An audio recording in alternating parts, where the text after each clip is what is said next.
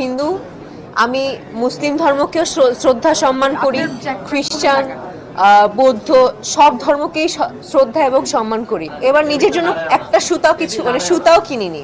উপরওয়ালা, ভগবান, আল্লাহ যেটাই বলি না কেন একটা কাজে মিলিয়ে দিয়েছে যে কাজের মধ্যে তাহলে তুই এই প্রিপারেশন নিবি না, কাজের মধ্যে ব্যস্ত থাক।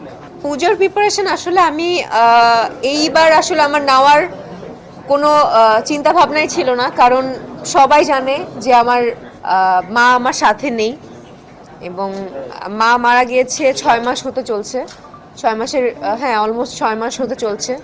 সো এবার যদি আমার কোনো কাজ নাও থাকতো, আমার কাছে মনে হয় না যে এই পুজোর যেই প্রিপারেশন, কেনাকাটা কিংবা এই হই হুল্লোড় করা, এই ঘুরতে যাওয়া, ওই ব্যাপারটা আমার মধ্যে থাকতো, কারণ আমার মা আমার সাথে নেই।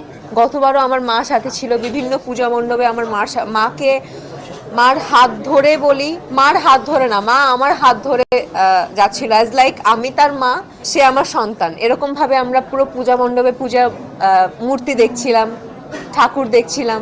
সো ওই ব্যাপারটা আসলে রিকল হচ্ছে। তো এবার আসলে আমি কোনো প্রিপারেশন নেইও নি, এবং উপরওয়ালা, ভগবান, আল্লাহ যেটাই বলি না কেন একটা কাজে মিলিয়ে দিয়েছে যে কাজের মধ্যে তাহলে কাজের মধ্যে ব্যস্ত থাক, কাজ কর, যাতে তোর তুই ডিপ্রেশন মানেই যে অনেক বড় কিছু কিংবা আমার প্রতিবাদের কারণেই যে সবকিছু বন্ধ হয়ে যাবে তা কিন্তু না। আমি একজন